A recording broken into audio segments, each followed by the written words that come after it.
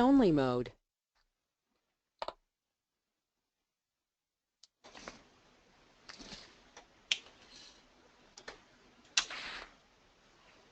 Hello everyone, welcome to this iteration of the IGDA webinar Wednesdays. Today's theme rather, is contemporary issues in game design, and we have a panel of three wonderful speakers who are from Australia or living in Australia here to speak with you today.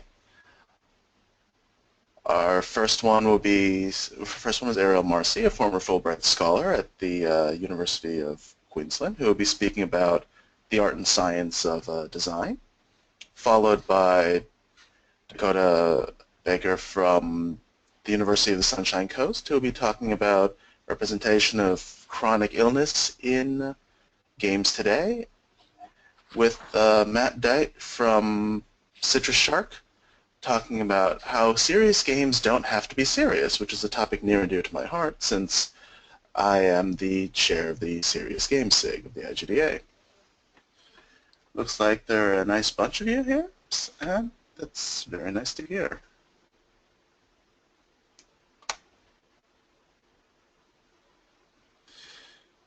Right.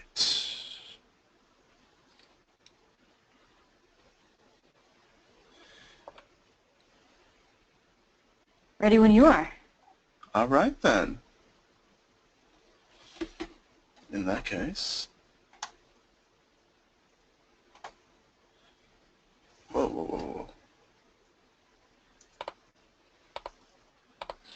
You can find out about some of the past and future webinars at igda.org/webinar. As a reminder, the session is being recorded. You'll be able to hear us, but we will not be able to hear you. If you have questions, please go to your little thing on the right-hand side and type that in, and we will get to those as soon as we're ready. Well, I guess it is at the end of the presentations as a whole, because we have a lot of content to get through, if that's all right with everyone. All right, so first up will be Ariel, former Fulbright scholar and founder of Steam Galaxy Studios, talking about how creativity fuels games and science. Great. All right. Well, I'm excited to be here, and I'm just going to check that the GoToWebinar control panel isn't in the screen. Is that working? Okay. Awesome. So I'm really excited to be here, and I have a bit of an ambitious talk to go through. So I'll be speaking about how creativity fuels both games and science in a very similar way, and that this is really great as a basis to start for educational games. And again, you can check out my work at Steam Galaxy Studios at the URL below. So just a bit of an intro about myself. I'm clearly a very serious scientist. This is me in the lab. I study questions like, why are there no flying kangaroos? And I'm doing so as a PhD student at the University of Queensland in Australia. The other side of being a PhD student, other than scientific research, is, of course, teaching. And this is a photo of me teaching about 150 Stanford students introductory biology, and if there's ever an experience to get over public speaking, a fear of public speaking, it was definitely that one. But at the intersection of science and teaching, and combined with graphic design, of course, is game design, educational game design, and that's what I'll be speaking about today. So my most recent game is called Go Extinct. It teaches one of the most profound ideas in science, which is that all of the diversity of life once shared a common ancestor. And it does so, and it teaches this to kids as young as 8. Before our Kickstarter, we were playtesting with kids from ages 6 all the way up to my grandfather played it. I think he's in his 80s. Anyway, in this photo, you can tell someone just went extinct. And as I'll explain to you over the course of my presentation, I believe that the strategy imbued to the game by the scientific principles themselves make the game fun for adults as well. So here's to give you an outline of the talk, we're going to talk a little bit about what is science and how is it creative. That'll give a nice transition into a little bit of a review of some evolution topics that you may not have seen since high school days, which is all right. That will give a nice transition into what my game in particular teaches about science. I'll talk about how this works in education. And then, yes, I did just get from Darwin to God of War. You'll see how that happens. And one of the points that I'll be making is that science is not a linear process. And so clearly neither is my talk, but all of it swirls around this idea of how science can enliven games. So, what is science? Science is not just facts, and I just want to start out by dispelling this misconception. First off, science is discovering how these facts fit together into a coherent system. So with this definition, science is actually two things. Science is the body of knowledge that we have discovered, but it's also the process by which we go about and we continue to go about creating and discovering more about how our world works. Similarly, the scientific method is not the simple, linear, formulaic process. The scientific method is better understood as a system. And I love this diagram because I think it looks very similar to a lot of the diagrams that we use in game design. And just to give an example of that, here's how I think that diagram fits into Bartle's taxonomy of players. And I just want to shout out that this diagram about the scientific method comes from the Understanding Science page hosted by UC Berkeley. And don't be fooled by the humble web design like that. That website is a goldmine of information about science, so highly recommend it. All right, so I want to convince you with this talk that science is creative, perhaps despite common misconception about it being mostly about number crunching or mixing mysterious chemicals in the lab. And I love this photo of Darwin because he's like, shh, don't tell anyone, science is creative. But also pay attention to the picture on the chalkboard in the background of the image because it'll come. So what is creativity? If we're going to define our terms here, I asked Google, and one of the first things that comes up is, you know, your typical think of new ideas, make them real. Another one I found that I really liked is that it's characterized by originality and expressiveness. And I've bolded expressiveness because it shares a root with experience. And that reflects that our creativity comes from the unique experiences that we ourselves have. And that's why my kind of creativity will be different from your creativity, and why it's so wonderful that when we get groups of people working together, we come up with new ideas that alone we couldn't have come up with.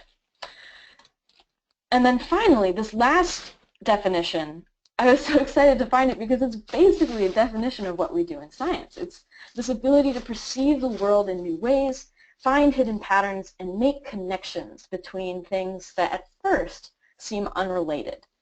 And I'll demonstrate how this works with Darwin's famous evolution by natural selection. But I also just want to emphasize that this is something that we do all the time in game design as well.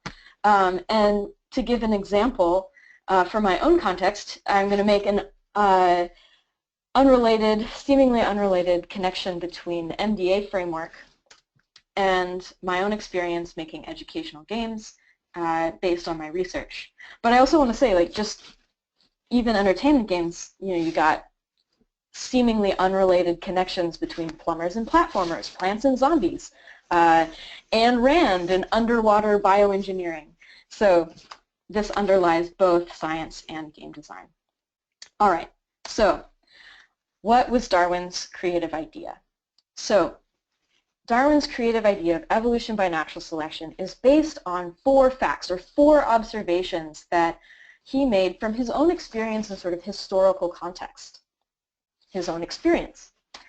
The first is that individuals within populations are variable. And I've put up a picture of bugs because Darwin was an avid bug collector. In fact, there are actually hilarious letters from his father writing to him with some alarm about the money that he was spending collecting beetles. So perhaps the frugality of Papa Darwin was not inherited, but another observation that Darwin made is that a lot of variation is heritable. And I've put up this fantastic image of domestic pigeons because back in Victorian days, pigeon breeding was all the rage. And Darwin actually experimented a lot with this, and one of the things he did is he was taking crazy pigeons, crossing them together, and actually getting more of your standard pigeon. So perhaps not as sophisticated as the experiments made famous by Gregor Mendel with the peas, but it's the same idea that this variation doesn't just go away, and it's more complex than this just blending of ideas. There's something going on that makes sense for children to appear like their parents. And this is why his book, In the Origin of Species, he actually talks first about artificial selection before going into natural selection. All right, the third fact is that there aren't enough resources on Earth for all offspring to survive. And this was an idea that was very popular and new at the time, made famous by this guy, Thomas Huxley.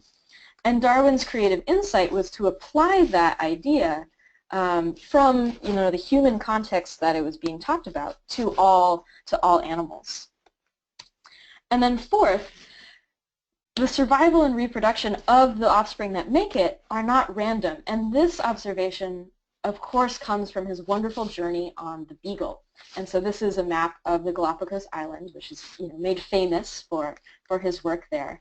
But having just visited the Galapagos, I can tell you that finches are actually one of the more boring animals there. So I'm using turtle shells, which Darwin noted were very similar to the shells that he had seen on the mainland in South America, and also that their shape seemed to be correlated to the type of vegetation that they needed to utilize on different islands. So if the vegetation was very high and they needed their shell to allow their neck to reach up and get that and get those leaves. So just in case you've forgotten that this is a game design talk, here's our MDA framework again. And with scientific principles, these facts are sort of like the mechanics. That's what we scientists have to work with. These are the observations that we make when we're starting to figure out how they all fit together. So just to summarize, natural selection is that some individuals are better in their environment because of a variant trait that they've inherited. And yes, I am using an awkward family photo from the Galapagos to illustrate this fact. And in this context, an adaptation is any heritable trait improving survival or sexiness, which is the ability to reproduce. And when you set this in motion over time, you get evolution, which is that adaptation, these heritable traits that benefit individuals in their particular environment, they persist in a population over time, so that generations are more likely to get the turtle shell that helps them the most on the particular island that they are. So the connecting system here between all those that I listed on the last slide is evolution by natural selection. All right, but what if we take this further? So we have this idea of how maybe individuals in a family fits together.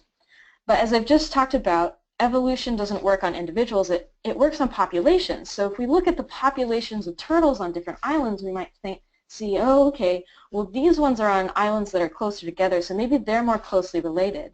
And maybe these are related to the ones on the island. And you can keep applying this logic further. Well, why just stop with turtles? What about the rest of vertebrates?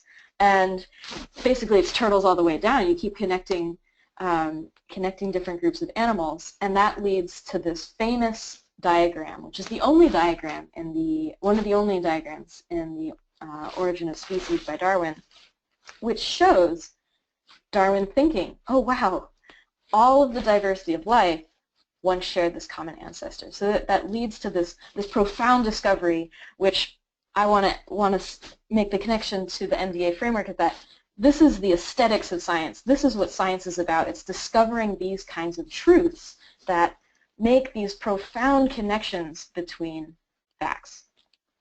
So as we start to transition towards what I teach with the game, here's how an evolutionary tree works. It's like a family tree, but it's connecting species, and it shows two things in particular.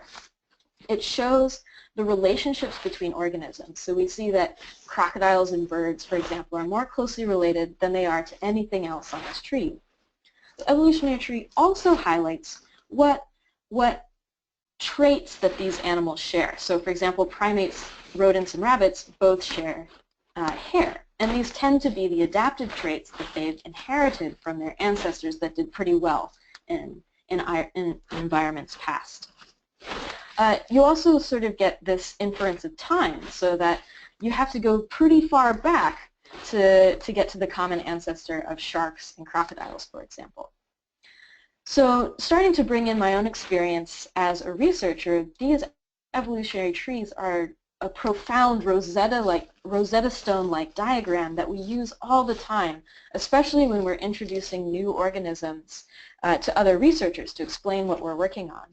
And so when I was just graduated from college working on research and teaching, I was comparing my experience as a researcher using these trees like a Rosetta Stone, really helpful, with my experience in the classroom, and maybe you feel similarly to my students, and this is pretty confusing. And that's okay, because it is confusing at first. It's a lot to take in. It's not a linear system. It's branching. There's a lot to understand, and despite it being a relatively simple diagram, it encodes a lot of information. So this is where I got the idea of this being an excellent structure for a game, and that a game would actually teach this idea much better than a linear format like a lecture or a textbook. And so this is where I'll start to move backwards in how the learning game aspect fits into this. So just starting with aesthetics. You're a player, you've opened my game, Go Extinct. I think one of the first things you focus on is the color. And I've used color very strategically to emphasize this idea that evolutionary trees tell us that life is basically a set within sets, that humans are primates, we're also mammals, we're also vertebrates, all the way down. The way that this works is that here I've zoomed in on a portion of the tree. You'll see that the animals that are most closely related to each other, kind of these nuclear family groups, if you will, share the same color. So here are all the dinosaurs in dark green. But groups of animals that are closely related to dinosaurs but are not actually dinosaurs, the pterosaurs, are in a slightly less darker color green. So you get this idea of like, okay, there's degrees of relatedness, that these make another group, and that the crocodiles, if you go down, you see that they also make a group of slightly less related but more closely related than they're more closely related to each other than any of them are to these yellow creatures here. But if you go down, these share a common ancestor here. And so color helps make this connection of life as being organized as sets within sets. So the creative leap for me as a game designer was recognizing that this idea of sets within sets actually makes a really interesting game system, and that when you put the system in motion, the emergent strategy is one of the learning objectives, identifying common ancestors using an evolutionary tree. And so I'm going to illustrate how this works. So Go Extinct is very similar, plays very similarly to Go Fish, in that you start with a hand, and that you're playing with other players and you don't know what's in their hand. And what you're trying to do is you're trying to get sets of very closely related animals. So instead of collecting sets of the same number, you're trying to collect sets of closely related animals which share the same color that I just explained. So if you are trying to get the dinosaur set, for example, you would need the chicken, the Majungasaurus, the Apatosaurus, and the Stegosaurus, because they all connect to this dinosaur common ancestor there. So looking at my hand, I'm getting pretty close to getting all of the dinosaurs. In fact, I just need the Stegosaurus and the Apatosaurus. So I could ask one of my opponents, hey, do you have the Stegosaurus? But that pretty much gives away what I'm going for and what I likely have. And one of the game rules is that if you ask for a specific animal and you get it, you get to ask again. So it's really risky to ask for these very specific animals. So a slightly better strategy would be to ask for just any dinosaur. So I could ask my opponent, hey, do you have any terrible lizards? In which case, they could give me any one of these animals here. And this is good for me as a player because I'm more likely to get something that will help me. They could give me either the Stegosaurus or the Apatosaurus, and I give less information away about what I'm missing in particular. But if I look at my hand, we can extend this logic. So I also have a crocodile. Crocodile's over here, and I just need the Venaticosuchus to finish off that crocodile set. So as a player, I could make the strategic decision of, okay, well, I could either ask for crocs or I could ask for terrible lizards, but why don't I ask for their common ancestor, the toothy grinner? In which case, my opponent could give me any one of these green animals, which means that they're more likely to just have a card in their hand, and it's more likely that that card will help me either with getting this group or with getting this group. And so in that way, the winning strategy is the learning objective, that playing over and over again, players just organically realize this, this emergent strategy. And this method of discovery, I think, is exciting, and it's similar to the experience in science when we're like, oh, this is how these ideas connect. Great. So finally, this is another reason why I think games are an excellent teaching tool, which is that unlike linear formats like a lecture or a textbook, games allow for a lot of repetition. And so in this picture, you see these kids are exploring this evolutionary tree. And through repetition, they practice this emergent strategy that I just talked about. But they also discover things that might be surprising or interesting to them. For example, that chickens are dinosaurs. This is routinely one of the most noted on connections when I introduce this to kids, is that, wow, wait, I've been eating dinosaurs this whole time, and I get to say yes, and aren't they delicious? But the important thing is that, you know, ideas like chickens are dinosaurs, or that snakes, even though they don't have any legs, are still part of this group that started with 4 legs. These kind of facts are obviously secondary to the profound idea of reading the evolutionary tree, that emergent strategy that I was talking about, and the idea of sets within sets. So the repetition of the game reinforces the sets within sets every turn, but that you look at and you discover different facts on maybe specific turns, and that the less time you spend with these facts means that the most important idea is communicated as the most important idea without getting inundated by detail that would be overwhelming if presented in a book or a lecture. All right, and I hope this isn't surprising to you, but educational games work. And one of the most exciting things for me is getting feedback from students who have played my game and who get this idea that life is organized in sets within sets, an idea that was difficult for my Stanford students, but now after playing this game, kids as young as 8 are understanding, oh, okay, so this is what a clade means. It means all the species that descend from one common ancestor. A clade can be very big, so all of life, or very small, so just the primates, for example, and that they can articulate this after playing a round of Go Extinct. And this is from a blog post written by a middle schooler who played Go Extinct. And of course, this translates into metrics like test scores, which is exciting for teachers, and also helps make the game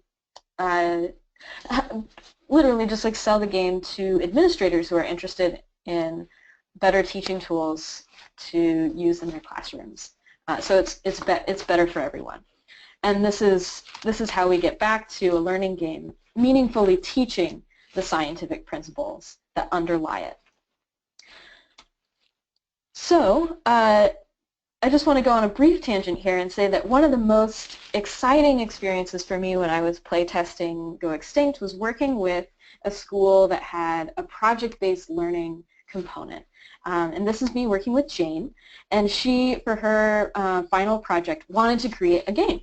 And Jane frickin' loved cats. So we found the latest scientific article with the cat evolutionary tree. There it is. It's from Science. And there she is looking at that article, and she's not only making scientific decisions about what animals best represent this cat family tree, but she's also making design decisions about what cats would be most interesting for her players to know about. So definitely include the domestic cat, definitely include charismatic species like tigers and lions. And I think you won't be surprised that when she presented her final project, she really understood this concept of the evolutionary tree, and watching her explain what the tree meant to her mom was just like an amazing moment for me as a scientist and as a teacher. So just to summarize what I've said so far, science is about discovering how facts fit together in a system. And just like games thrive on systems, that means that scientific systems are an excellent source for games. And when you base game systems on scientific systems, those games organically teach through emergent strategies these important scientific ideas. And it does so in a way that's really fun and really intuitive. And then finally, one of the more exciting things that I'm looking forward to exploring more is getting kids involved in designing their own science games. And this is great because it really emphasizes the creativity of science and of course game design by combining both thinking about the scientific principles but also the design process. So I just want to end with 3 quick pitfalls to avoid when making scientific games. The first is just when you're creating a game that's based on scientific systems, there can be a lot going on, and this is a point that Matthew Dyatt is going to make later, is that tutorials are really important. I'm going to let him explain more about that. But something to consider for tabletop games like Go Extinct is that something that worked really well for me was using mechanics that were already very familiar. So the Go Fish system is something that kids have already mastered a long time ago.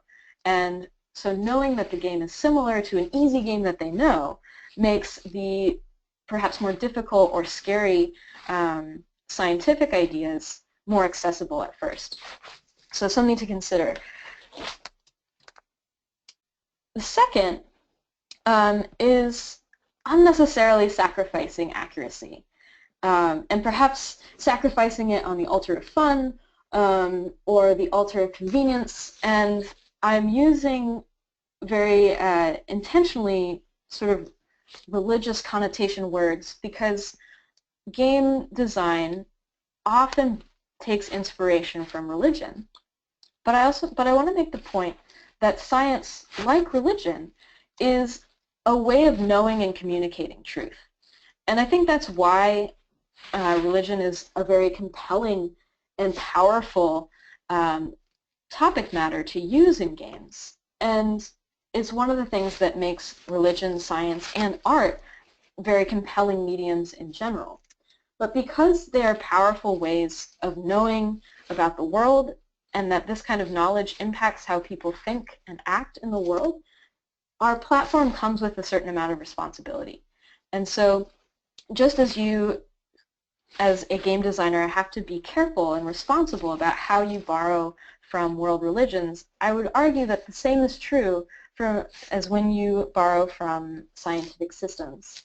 And I think an example of this is Spore, which is very misleading in the way that it presents evolution. I hope that the review that I've done in this presentation has reminded you that evolution is a process that doesn't have a designer driving it. It's something that just happens because of the 4 tenets that I laid out. And again, I just want to say, like, if you're wondering about how to better incorporate science into your game, ask a scientist. Like, we will be so excited to hear from you. And there is I think the attitudes in science towards outreach, which has historically not been the best, is changing very rapidly. Like, scientists are recognizing as a body that we need to do a better job with outreach, and we'll be delighted to work with you to help you make your game as accurate as possible while still making it fun. And again, this is a theme that Matthew Dyatt will explore more. So look forward to that. The third pitfall is one that I think we talk about a lot, and it's important that we keep talking about it because it's still a problem, is that showing that scientists are more diverse than perhaps the grumpy old white dude that we see in games over and over again. So science is dynamic. There's lots of ways to conduct science, and lots of people conduct science. So this representation is greater than just this idea of the old white dude conducting science in a lab coat. This brings me to the final point I want to make, which is that both science and game design continue to have this conversation about diversity, and that we need to be more diverse, and that we need to be including more people. And I think we often talk about this, but we less often talk about why this diversity matters. And I think there are two very compelling reasons. The first is that we should allow people to pursue what actualizes them. And for a lot of us, that's science, and for a lot of us, that's game design. And if that argument alone, that we should allow people to do what is self-actualizing to them, is not enough, I want to remind you of the definition of creativity that we talked about, which is that creativity is coming from expressiveness, which is based on our unique experiences. And that if we involve more people with more and different backgrounds, we'll be better able to make those unique and creative connections between seemingly unrelated phenomena, which improves both science and game design. So, and I think that actually is a good transition into Dakota's talk right after mine. And so I'm just going to, oh, and I just want to say that this is one of the goals that my company, Steam Galaxy, is working on, is getting a more diverse group of youth excited and empowered to pursue STEM fields. And one of the ways that I do that is by emphasizing the creativity in science, because that, for me, is what is very motivating about conducting science. And so I just want to leave you with a few action steps. The first is that I think science is a wonderful goldmine of systems that you can make interesting games about. And to learn more about science, I highly recommend the Understanding Science webpage hosted by Berkeley. You can follow that link. The other way you can do that is go on Twitter. All sorts of scientists are on Twitter. The most efficient way is to follow @RealScientists, which is a handle written by a different scientist every day. And also, I just want to say that sometimes scientific truth can be stranger than fiction. And just for example, search in Google optogenetics and CRISPR, and I think you'll know what I mean.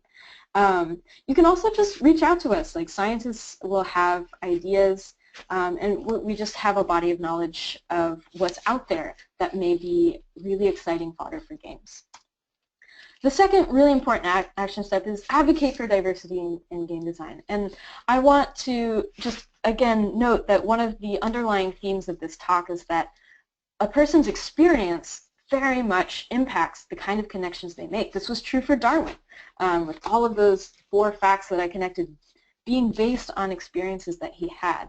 And I also want to make the point that, that Darwin almost didn't go on the journey of the Beagle. His father was very much against him doing this, and it was only because he had mentors writing letters to his father saying, you really need to let your son go on this journey.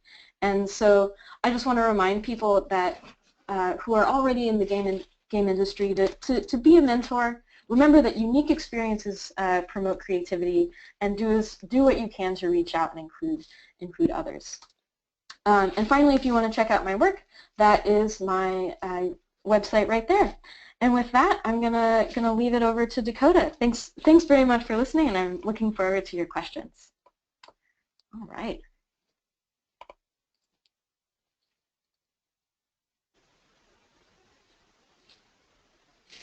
All right, am I up? There we go. How's it going? My name is Dakota Barker. I'm a Doctor of Creative Arts student and Serious Games tutor at the University of the Sunshine Coast in Queensland.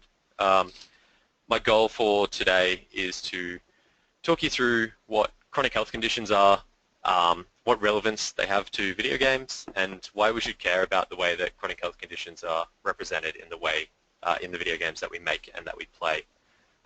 So as a 23-year-old who owns a walking stick, not as a fashion accessory, but because I sometimes need it, chronic health conditions are an area of research that I quite literally fell into.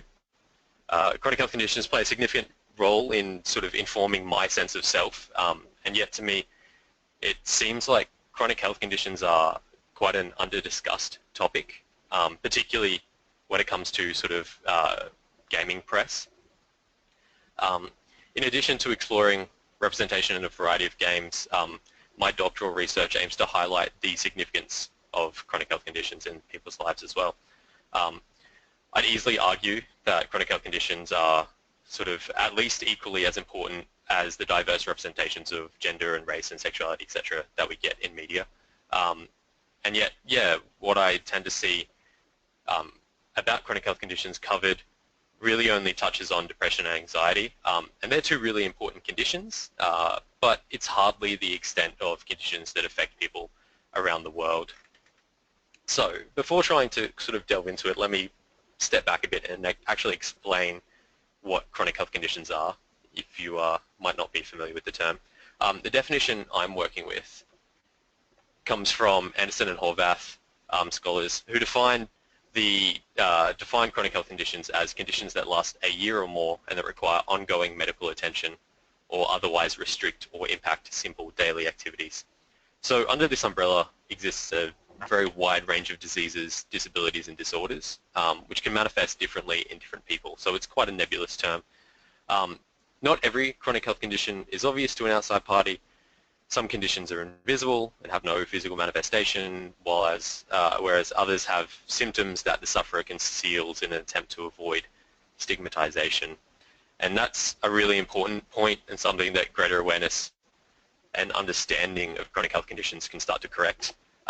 Stigma is a major issue that can exacerbate the psychological effects of living with a chronic health condition atop the other general discrimination and victimization that a sufferer might face. These discriminatory behaviors aren't necessarily aggressive or malicious either. I've had countless conversations where my chronic spinal problems, which result in pain and reduced mobility, are written off as false or as less severe than I claim. So I'm basically portrayed as either a weak complainer at best or a liar at worst. Another scholar, Goffman, notes that by definition a person with stigma is viewed by society as being not quite human, which is a pretty horrific sort of a concept. Despite this, chronic health conditions are not uncommon. I don't have sort of the most recent up-to-date comprehensive data because it doesn't really exist, but the stats that I do have there, approximately 45% of Americans were suffering from at least one chronic health condition in the year 2000. And in 2007, 45% of Australians were suffering or had suffered from mental illness. And mental illness only covers, obviously, mental illness. It doesn't take into account chronic diseases or chronic physical conditions. So first of all, the fact that those are the best stats I can find thus far is pretty sad. It speaks volumes about the lack of awareness of chronic health conditions as a broad area of research. But secondly, those numbers indicate quite a large percentage of people sort of being affected while still not kind of being aware that this is a common issue. Everyone just kind of is quiet about it. Anyway, as part of my doctoral research, I recently conducted a mini content analysis of the gaming websites Kotaku and Polygon. They're sort of the most prominent ones that have archives that are actually easily searchable, so that's, you know, handy. I prioritized written articles, tried to avoid duplicate coverage of the same events, news and games, and went as far back as 2012 and just kind of had a brief look at the sort of coverage. And I used the keywords, as you can see there, and found roughly 30 unique articles for gender, race, sexuality, and diversity. But for the keywords chronic and disability, obviously looking for chronic health conditions, I found only 5 articles in the same time period, and only 2 of these were actually about the representation of chronic health conditions or disability in video games. And one of the articles, the one that I found using diversity, discussed gender, race, and sexuality, but not chronic health conditions. So it's kind of, I think, a bit rough to see that chronic health conditions are cut out of the discussion when they're just as important and relevant.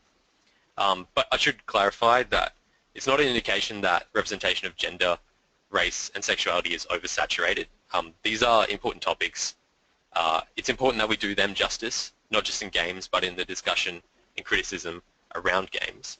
And that's vital to ensuring games reach their transformative potential. But it is important that we don't just focus on those aspects, just as it's important that when we talk about chronic health conditions, we don't only talk about depression and anxiety, because there is much more to it. So yeah, it's important to do this because of the benefits of representation. Being exposed to representation of diverse, complex characters has significant impacts on identity formation and the dismantling of stereotypes, which is important for kids and adults alike. As Ariel was sort of alluding to towards the end of her presentation, there are a lot of benefits to representation and diversity. It has a couple of more kind of concrete beneficial outcomes. Diverse representation validates personal experiences, invites deeper understanding of unfamiliar cultures or characteristics, and can help people better understand themselves better and take pride in these aspects of their identity. So I do have an example of a game like this called Never Alone. It's a video game made in consultation with members of an indigenous Alaskan tribe, the Inupiaq people, and it's based on their culture and folklore.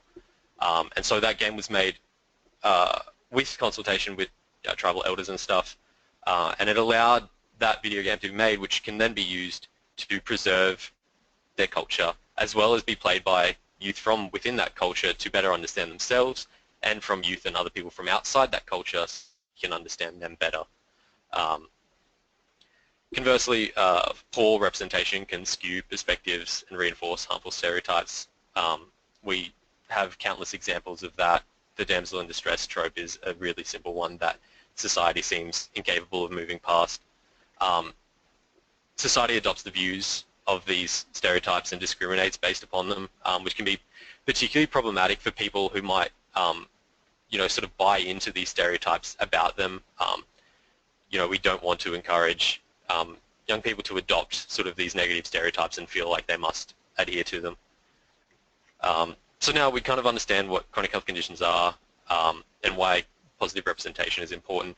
I'm going to take you through a couple of examples of both positive and negative representations to kind of give you a brief overview of what works and what doesn't work and why when it comes to representing chronic health conditions.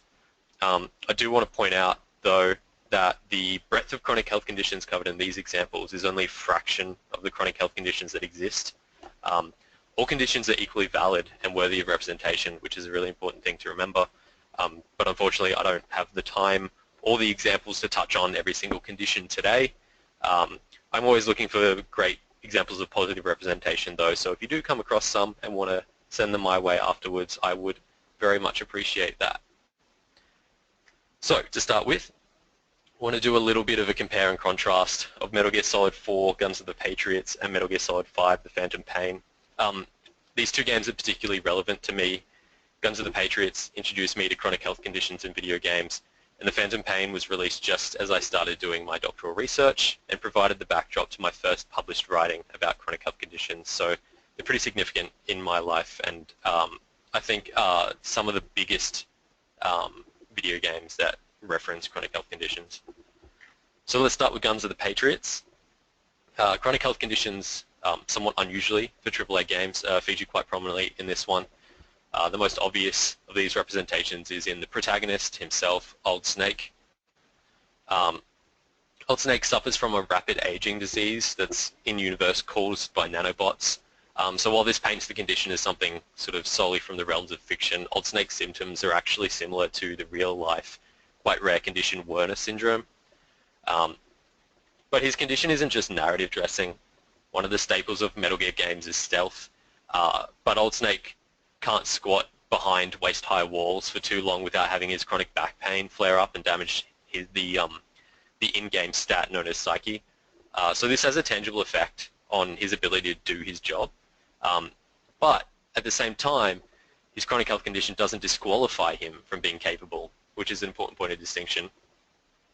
In addition, the low Psyche can also cause auditory hallucinations and make Snake less accurate with his weapons. So it goes a long way to portraying Old Snake as more human and less of an infallible robotic killing machine, which is, always great for sort of being able to empathize with your protagonist. Psyche is also accompanied by another strat, stress, which has obvious correlations with each other. That these two have kind of replaced the stamina bar from the previous Metal Gear Solid game is something that I quite strongly appreciate because it emphasizes the physical and psychological effects of war, especially while suffering from a chronic health condition, much more clearly than stamina does. And having these gameplay meters actually blend with the typically distinct narrative side of the game is also a point worth mentioning. In some situations, like when Old Snake learns that he has only a short while to live, sorry, spoilers, his psyche drops. So rather than the game just plainly stating that Old Snake feels bad now, this message is communicated through body language, through dialogue, through character stats, and through control responsiveness. And likewise, improving the psyche gauge can be achieved by performing relaxing actions, like lying down in the shade. So it kind of incorporates all of these really positive ways to manage a chronic health condition into managing a chronic health condition in the game. So it's quite nice. I can't overstate how remarkable it is to see a big budget video game that stars a character with a degenerative terminal chronic health condition who is still allowed to be portrayed as strong and heroic. Doesn't mean that this representation is perfect. Old Snake is able to fix his chronic back pain, and fix is quite the operative word, with an item that is effectively a nanobot heat pack. So that's kind of an inaccurate portrayal and sends some mixed messages about the nature of chronic pain. But Old Snake is definitely an example of an engaging, interesting character who happens to have a chronic health condition. And Metal Gear Solid 4 has a couple of other examples. The minor villains are survivors of intense childhood trauma and suffer from PTSD and other psychological conditions. One character, Johnny Sasaki, has irritable bowel syndrome. Johnny's IBS is sort of the only one of these that is likely problem-free. The minor villains are there's a lot of extra baggage attached to their representation, which kind of tarnishes it a bit. But even Johnny's IBS is used as a punchline with many lowbrow jokes. So that too is not exactly perfect. But even though Metal Gear Solid 4 doesn't have perfect representation across the board, it's still it's still easy to hold that up as a game worth celebrating for its positive aspects, while remembering that it's okay to be critical. So let's contrast that with Metal Gear Solid 5: The Phantom Pain, a game which includes a chronic condition in its subtitle, which I thought was quite interesting, and it got me very excited. Like Guns of the Patriots, the protagonist in this game, Venom Snake, who is different entirely from Old Snake, suffers from chronic health conditions. So conditions related to war and trauma are rife in Metal Gear Solid games. So it's little surprise that in this one, Venom Snake and many of his comrades likely suffer from PTSD. But as the subtitle would suggest, the most prominent chronic health condition related to Venom Snake and a few of the other characters is phantom limb pain, and that's Venom Snake's missing left arm and the pain that allegedly accompanies it. And I say allegedly because despite the emphasis on phantom pain in the title, very little discussion of chronic health conditions actually occurs throughout the phantom pain. In a cutscene immediately prior to the first proper mission in the game, one character mentions to Venom Snake that his advanced robotic prosthesis might take some getting used to. We hear him say this as we watch Venom Snake in the cutscene sort of miss as he attempts to grab some binoculars with his new metal robot arm. And so my first instinct there was to think, hey, cool. Venom Snake might actually take some time before he re-embodies this idea of the perfect soldier that he had previously been using. But no, after that one mention, that one little incident where he can't quite grab some binoculars, Venom Snake is able to climb, shoot, grab, throw, punch, whatever, with perfect competency. So despite the fact that this technology is a prototype, despite the fact that his nerves would take time to adjust to the weird new neural pathways, Venom Snake's chronic health condition has zero relevance or impact on the actual way that he controls or plays as a character. And this is particularly confusing given the nature of the prologue mission, where a very wounded Venom Snake, freshly awoken from a coma, drags himself along the floor until he regains the strength to crawl and then limp and then walk. You can see and feel as a player how difficult it is for him to move in this broken, uncooperative body. And then all of that just disappears after the opening sequence. And it is quite illustrative of the way that the Phantom Pain uses chronic health conditions more as symbols or metaphors without actually addressing the conditions themselves. Another character, Kazuhiro Miller, who is Venom Snake's second in command, has both an arm and a leg amputated. And whenever he sort of talks about these injuries, he talks about them in conjunction with other matters, and it's drenched in melodrama and hyperbole. His missing limbs are a metaphor for his fallen comrades. His phantom pain is not pain in his phantom limbs, but it's a kind of heartache derived from the deaths and suffering of men who were once serving under him and alongside him. Not that those feelings aren't worthy of expression, but it's sort of done in a way that dismisses the actual phantom pain and makes it sort of seem insignificant compared to this deeper, more metaphoric loss, which is just, there's a level of like wankiness to it that just doesn't sit right with me. My favorite example of poor representation, I don't know if I don't have it yet. I want to get an animation of this because it's just hilarious. The character Dr. Huey Emmerich has a congenital paraplegia condition, but is able to walk with the assistance of an exoskeleton. And so during one cutscene, this exoskeleton is disabled, which obviously renders Dr. Emmerich immobile. And so as part of the mission to sort of rescue Dr. Emmerich, Venom Snake uses a robot that can pick up Emmerich. But if you drop Emmerich on the ground in order to go off and do something else, the character model sprawls out on the ground momentarily and then sits up using his legs to shift his weight and sort of get into a sitting position. And that, according to the cutscene that we had just watched, that's not physically possible. But because the character model isn't using unique animations, it ends up just being this really strange, dissonant effect.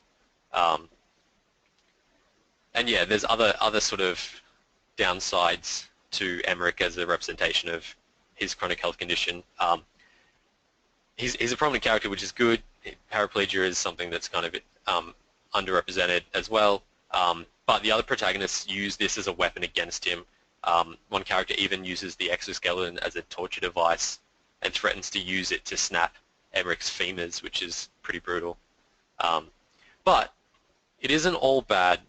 Both Metal Gear Solid 4 and 5 have fairly liberal views on self-medication and the use of medical marijuana for the treatment of chronic pain, which is pretty unusual, and it's something that legislators around the world are sort of coming around to.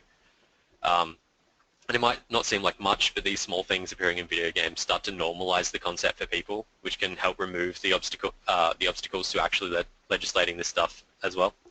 And allows, obviously, like I mentioned before, the dismantling of stereotypes surrounding these conditions and the ways in which people might safely treat and manage their chronic conditions. And I should note as well that these criticisms don't actually reflect my view of the game as a whole. I think Metal Gear Solid 5 is a really great experience so long as you're not expecting respectful, meaningful discussion or depiction of chronic health conditions. The same applies to the following games that I'm going to discuss as well. My talking points don't reflect my opinion on the game or whether or not I think they're good, however you define that. So number two, second game I want to talk about is Depression Quest. I think it's kind of important to actually look at a serious game, given that this is a serious games topic. There's only one representation in Depression Quest, depression, so I'm going to go through a couple of the elements that contribute to making this representation a positive one. In Depression Quest, you play as an unnamed protagonist who suffers from depression, and you're tasked with making choices that help the player avatar live with their condition while attempting to maintain a quote-unquote normal life. Depression Quest explicitly seeks to represent only a single potential experience with depression. This notion of a singular experience needs some unpacking. So the branching narrative structure means that there are multiple variations of the same experience with both positive and negative outcomes. But Depression Quest it's conscious of the fact that depression can affect people in different ways, and so by sort of forewarning that this is only one potential experience, it distances itself from being portrayed as a definitive depression experience and sort of prevents against being seen as a template for if you fit this, you have depression. If you don't fit this, then you don't have depression, or your depression isn't proper or whatever. This preemptive approach to avoiding and dismantling stereotypes underpins another one of the core elements in Depression Quest, which is the choices that you are able to take as a player are not always sort of available.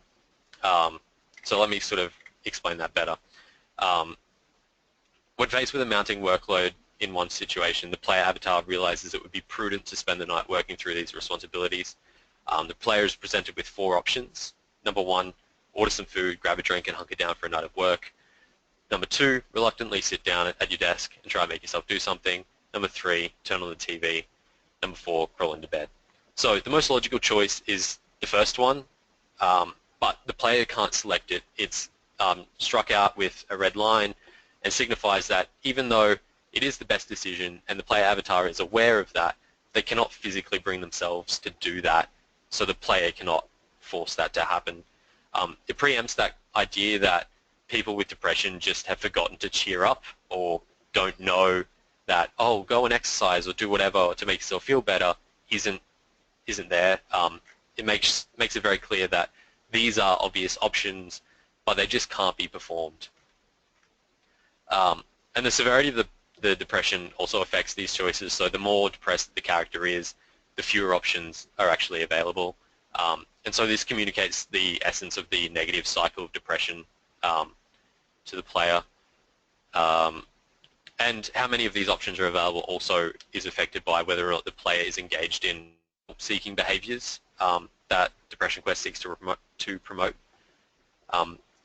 There's an element of developer bias in some of these options. So obtaining the best ending requires the player avatar to attend therapy and take antidepressants, despite the fact that therapy and medications aren't guaranteed as effective treatment options. Obviously, though, they are the most ideal ideal attempts or processes to go through, and that still fits in line with Depression Quest's stated singular experience. So it's not doing anything wrong by doing that, but it is just kind of important to note that that can be misinterpreted as well. And there's, additional research has clearly been conducted to sort of inform this. At one point during the game, the player avatar notes that they're starting to feel better thanks to the combination of medication, therapy, and a strong support network. And so the player can then decide to stop taking the medication to avoid some of the side effects. But if you do choose to do that, then immediately depression starts to get worse again, and a visit back to the therapist reveals that this is a common pitfall that people fall into. They choose to stop medicating without consulting their specialist, and that sort of allows all of the dark feelings and whatnot to come back. So it encourages people to continue to take their medication as prescribed rather than kind of giving in to pressures to stop taking it because a spouse or a friend or whatever might be suggesting that the medication is no longer necessary. There's also a couple of really interesting creative writing techniques. I have a creative writing background as well, so this is sort of one of the things that I'm looking into in my research. Second-person perspective is used in Depression Quest, which can achieve two relevant goals. Is there a second page for this one? No. So second-person perspective can achieve two relevant goals. It somewhat mutes the tone, so the sort of melodrama is reduced, and allows for the depiction of trauma as well. In addition to this, the transformation of a highly individual experience, so like that, the singular experience that the developers want to represent, can be transformed into an experience that is more universal by using the second person. This perspective also puts the player in the position of the protagonist and begins to blur the lines between the two, which establishes a connection between them and so is more likely to result in sympathetic or empathetic responses. And the player character itself serves a number of important roles. So as a semi-formed character with pre-existing family, friends, and employment, the character ensures that players, even players who lack an understanding or awareness of depression, are able to understand the premise, follow and direct the events of the narrative, and generate an emotional response. Because the character is not wholly defined, though, players are still able to fill in some of the gaps by projecting details relevant to them individually or a friend or a family member in order to make that character a little more personalized and understand that representation as more relevant to them in their life. And it serves to enhance Depression Quest's ability to sort of offer the full range of positive emotional responses to this type of character. None of the use of vague language in reference to time and place also creates some ambiguity that facilitates this sort of ease of projection or identification with the character. And it highlights the fact that depression can affect anybody regardless of age, race, time of day, weather, month, season, or year. Depression doesn't discriminate. But there are limitations in that, obviously. The protagonist has a female partner, which restricts the potential gender and sexuality options that can be ascribed to the player. And it may create difficulty for players who don't sort of fit in those categories or those demographics to self-identify with the characters. And some of the language choices and seasonal references also make it very obvious that the narrative is set in the US, which restricts the narrative to a particular type of westernized representation. But none of these limitations invalidate the benefits, which is really kind of important to note. Its representation of depression is reinforced through a fundamental assumption that the singular experience is one that can be sort of adopted and empathized with. And it does reinforce another point that I found through my research, or sort of argued in my research, that there is no perfect singular representation to chronic conditions in general or any specific condition. People are very diverse, so it's important to try and represent that diversity, not just, anyway, I'll get to that in a bit. So let's move on to the third game, Fallout 4. It's my last example. It's going to serve as a scapegoat for a number of other games that do similar things. Again, I don't think Fallout 4 is a bad game. I really enjoy playing it. But it does do a poor job of representing chronic health conditions, largely by virtue of not including them. So Fallout 4 is a role-playing game set in Boston in an alternate history future after a nuclear apocalypse. Players create their own protagonist through a character creation screen and are then able to explore the gritty wasteland, looting and killing and questing at the whim of the player. This is a game where you can spend over 100 real-time hours ignoring the fact that your digital son has been kidnapped in favor of doing whatever you want as a player. There's a promise of freedom and control in Fallout 4 that comes from both its genre and its character creation mechanic. You can be whoever you want and do whatever you want. The world revolves around you. This is the power fantasy, and Fallout 4 epitomizes it. Almost nothing in the world occurs without the player's involvement, and by the end of the game they've achieved inhuman levels of ability and influence. Likewise, the player can single-handedly build the wasteland of Boston into a thriving, sprawling hub of civilization after running around for weeks without food, water, or sleep. So as I discussed earlier, positive and diverse representation carries with it a number of benefits tied to identity formation and stigma deconstruction. And customizable characters further this by allowing players to recreate themselves as characters and experiment with facets of their identity in a safe environment. Through sympathy, empathy, and projection, players subconsciously test out their quirks and traits, morality, and behavior in a place without real repercussions. But even though Fallout 4 promises this freedom and offers the character creation tool that should allow all players to recreate themselves, it's disappointing to find that chronic health conditions are not an aspect of your identity that you're able to implement in this game, particularly for people who are not able-bodied. So if you have a physical disability, then Fallout 4 suggests to you that you are not the hero that the Commonwealth Wasteland wants, despite being the one that it needs. My contrast here is to talk about a friend of mine. So just briefly, she has a congenital condition that means that her left arm was not fully formed. She only has to the elbow. In spite of this, she's incredibly capable and shows remarkable dexterity. It's really hard for me to sort of explain how impressive she is without sort of being patronizing, but my point is that her chronic health condition doesn't preclude her from playing video games like Fallout 4, but Fallout 4 precludes her from playing as herself. The character creation tool forces her character to have 2 functioning arms and suggests through that she's not actually the hero of the game, no matter how similar she can make the character's face to her own. And my counter-argument to that point is that a character with a physical disability like that would be unlikely to survive in a harsh environment like post-apocalyptic Boston. That's not my argument, that's a counter-argument I'm putting forward. By definition, chronic health conditions make life harder, and so yeah, surviving in a more brutal environment would perhaps be too difficult for someone with a chronic health condition like that. But that argument falls down really easily when you contrast that with Mad Max Fury Road's Furiosa.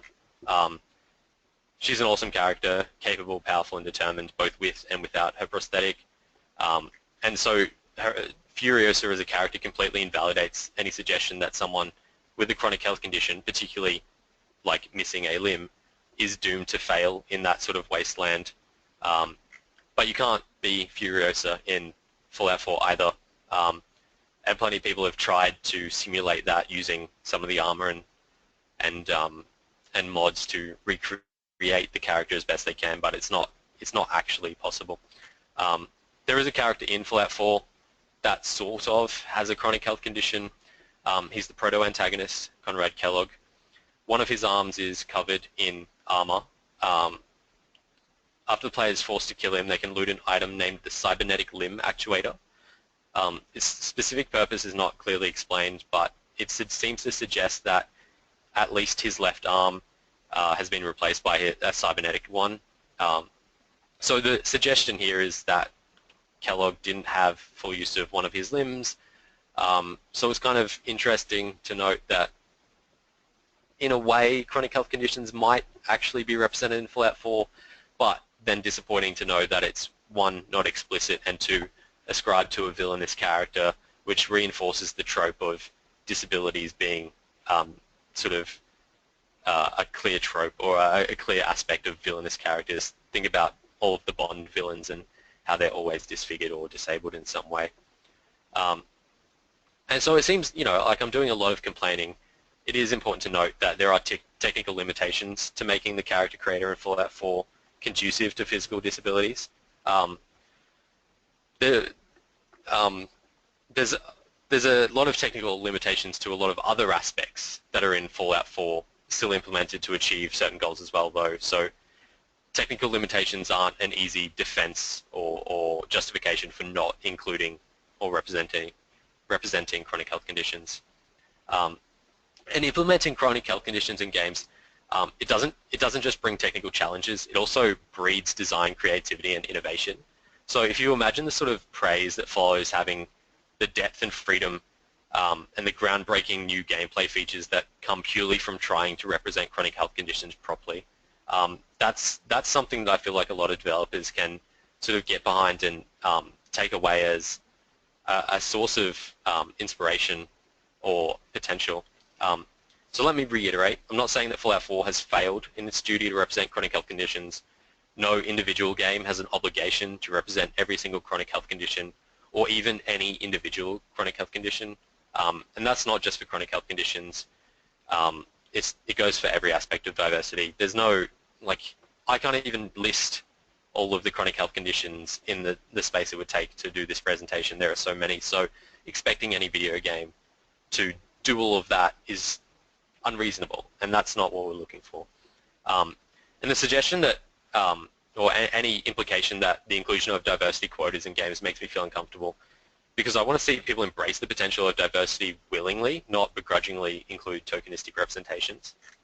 But what Fallout 4 does do is provide a concise example of how this style of game, combined with this type of character creation tool, fails to deliver on the promise of freedom to be yourself for many players who suffer from chronic health conditions. Oh, that would have been a good slide to have up. Whoops.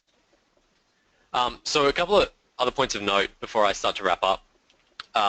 So I don't have any grandiose sort of concluding message, but I will start with an anecdote about a colleague of mine who is working out of the Engage Research Lab at the University of the Sunshine Coast. The lab recently acquired a HTC Vive VR headset, which is really cool. You should check one out if you have the ability to. One of the first pet projects he's working on is developing a virtual reality wheelchair basketball game. I think these kinds of VR experiences are absolutely places where chronic health conditions can be explored and thrive. Now, I don't know if this project will move beyond sort of a cool little prototype or not, but I really want to see more developers take up that challenge and see in what ways they can represent chronic health conditions and intertwine that with video games. Which brings me to another point I want to reiterate. Representing diversity, not just chronic health conditions, but all kinds of diversity, brings with it new design challenges and perspectives. And this is inherently linked with creativity and innovation. If we want to make and play games that do more than just rehash the same narratives and mechanics, then we need to look at things that aren't being represented as sources of inspiration. We can't just revisit the same old stuff and expect new things to arise from that. And on that point, it's also important to remember that not representing chronic health conditions or any other particular aspect of diversity doesn't mean that a game is automatically a failure. We need to move beyond a weird binary of good and bad for games anyway, and so this is a good place to start applying it. Likewise, criticizing a video game for its lack or poor representation is not an indication that the game is automatically a failure, but it is important to note that not representing diversity has downsides. It undermines the cultural and societal benefits that video games could offer, and it means that games will struggle to move beyond sort of mass media entertainment to have sort of examples that sit aside great works of art or literature or films. And yeah, not every game has this responsibility. There is plenty of value in the power of fantasy and pure escapism games. But I think that many people who decry diversity also simultaneously desire games to sort of gain widespread acceptance and the stature that games with diverse representations would actually allow. So it's kind of important that we embrace that and try to start a shift in the culture. So yeah, that's about all of my mostly coherent thoughts on the subject. Hope I offered something valuable today so that you can share with your friends and colleagues to help promote the benefits of diversity for developers, players, and chronic health conditions sufferers alike. Thanks for listening. If you do have any questions or any examples that you want to sort of suggest, or if you want to send me hate mail or whatever, send me an email or a tweet in the future, and we can chat about whatever. Otherwise, I'm going to pass you on to Matthew D. and let you enjoy the last bit of our presentation.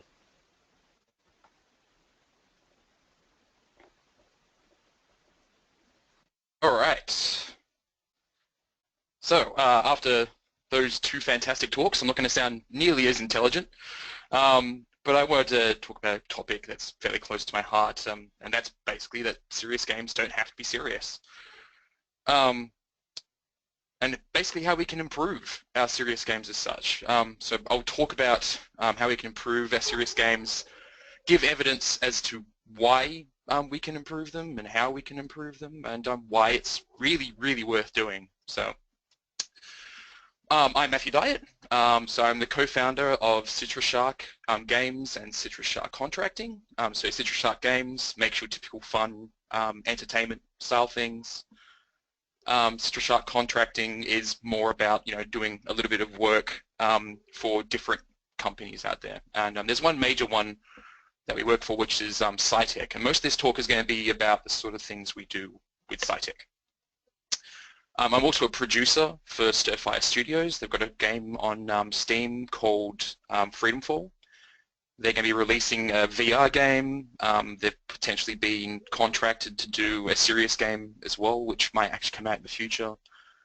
I've also been a university lecturer teaching programming. And I'm generally a man of many hats. So I do programming, I do art. I pretty much try to do a whole bunch of different things. I get in there wherever I can, but my primary role is basically as a producer. So this is SciTech. SciTech is this massive science discovery center, they call themselves. This is one of their Christmas Day photos. They're incredibly fun. They're an awesome client that we get to work with all the time. I actually worked with them a couple of years back as a web developer. And during that Christmas party, we all dressed up as different kinds of mobsters. So we were, these Hawaiian shirt-wearing mobsters, which was good fun. But the thing about SciTech is they do fun-first learning products. So all their stuff that they do exhibitions, they're all physical. I should really emphasize that. If you do a comparison of their work to the sort of games you would see on the market, you're typically going to see something that's like it's mostly comparable to your mobile games, I suppose. Fairly fast, experiences, 5 minutes long tops, really, that kids are going to sit down and play with. Parents are going to sit down and play with their kids. All ages are typically going to have fun with it and walk away with something. So Citrus Shark has been doing contracting with SciTech for about a year now.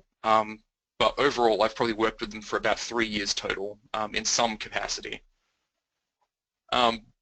This team, I should add, the team that's actually making their games, the hardware team and the software team, is only about 20 people.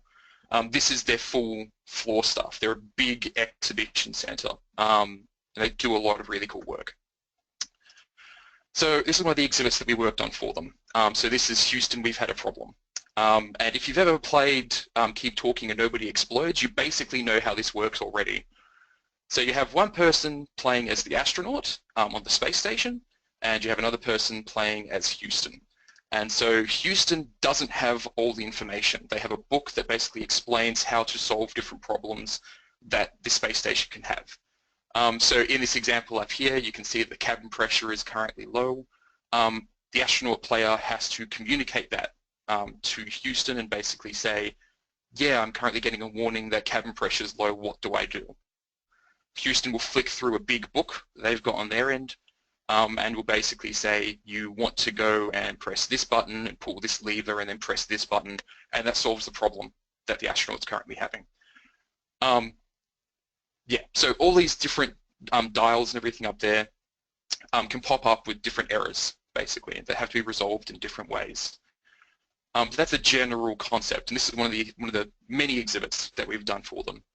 But I also want to actually show some of the stuff that they've done, because there's a lot of kinesthetic things that we do with SciTech exhibits. And this exhibit is a fairly small example. The buttons and levers are only really the start of it. So this is one of the other exhibits that SciTech has on their floor, also part of the astronaut exhibit. As you can see, they've got a bunch of buttons and levers. It just makes you want to get in there and start flipping things and seeing what happens.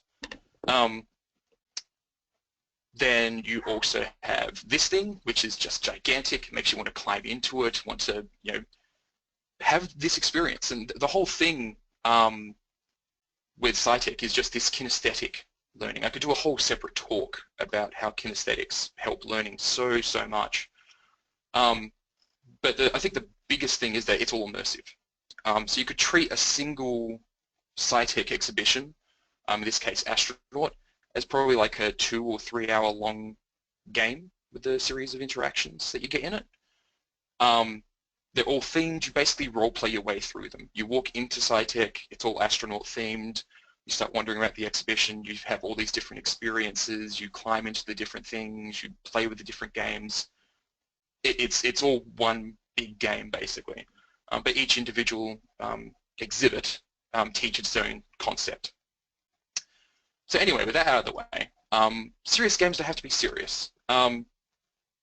So I wanted to kind of ask the question first, so what is a serious game, right? Just to get this out of the way, to kind of, get us all on the same page as to what a serious game is and what a serious game does. So a game that is serious is a game that teaches you a concept. It sets out to try and teach you something. A game that is serious imbues you with knowledge. A game that is serious shows you a different perspective, a different way of thinking. So these are kind of the general ideas of what a serious game is going to be. So this is a jackal from Halo. If you've played the Halo games, you probably have fought a couple of hundred of them. He's got that distinctive shield there. You have to kind of aim for the notches in the shield. So whenever he's holding the shield up, you aim for the notches. But you can also go and pick up a plasma pistol, the little weapon that he's currently holding, and you can charge up a shot, you can shoot it at him, and it's going to knock the shield out. Because, the energy pistol also does that to shields that elites have on them. It also does that to big standing shields that different aliens can stand behind. So, energy shields all work in the same way, and plasma pistols always short them out. This is probably a familiar set of tiles from Portal, the original Portal, which, if you're looking at that right now and you've played the game, you're probably going to say, okay, well, down the bottom of their pit is going to be some white tiles that I can put a portal on, and right above my head is a bunch of white tiles that I can also put a portal on, jump down in the pit, throw myself over the pit.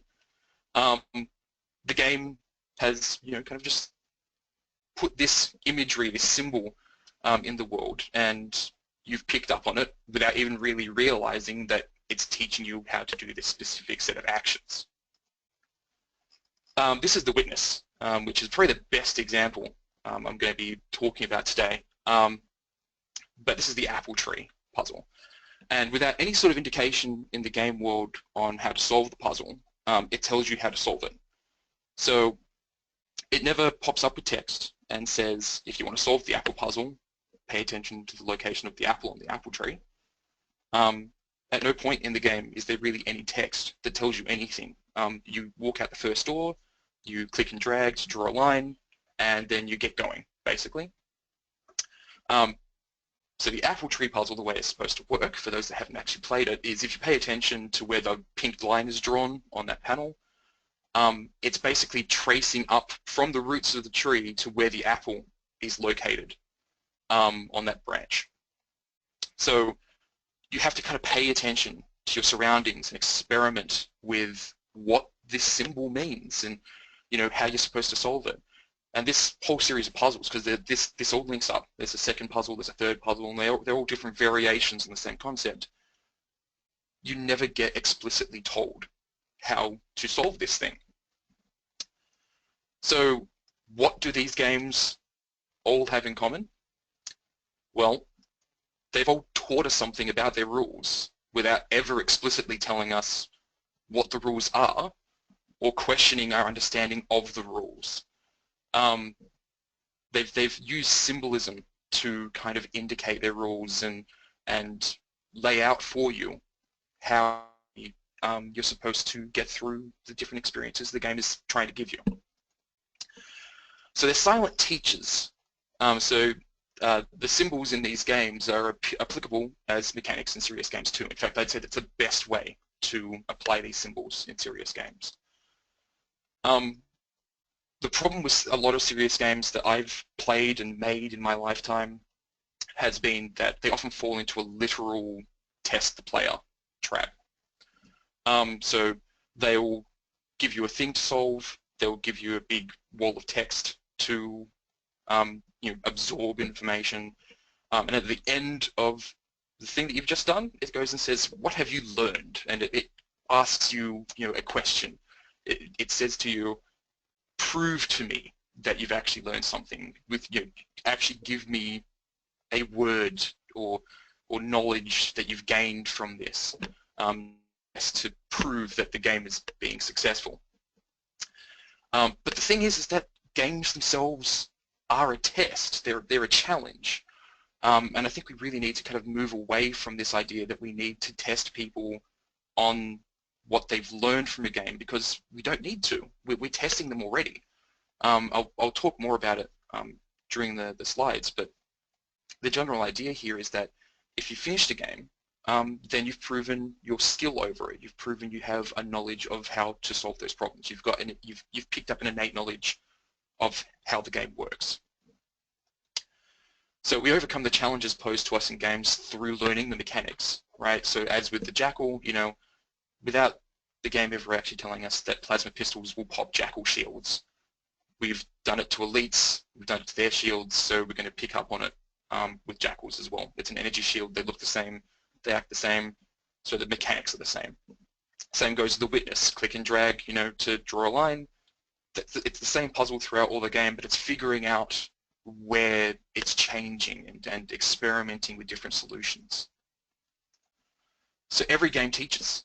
So every game is serious. So we need to move away from this idea of serious games having to be as serious as they are. Like, fun should be a part of our serious games.